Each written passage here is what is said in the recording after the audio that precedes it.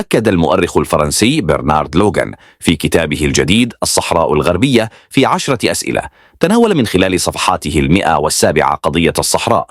وزود لوغان كتابه الذي جاء في 10 فصول بوثيقة فرنسية مطبوعة تعود إلى عام 1891 تؤكد أن الصحراء كانت في مجملها أرضا مغربية، إلى جانب عدة وثائق أخرى وشهادات ومقابلات تسلط كلها الضوء على ملف الصحراء المغربية. ويضم الكتاب نحو 15 خريطة توضح كيف اعتبرت السلطات الفرنسية الصحراء مغربية لأكثر من قرن وفق برنارد لوغان.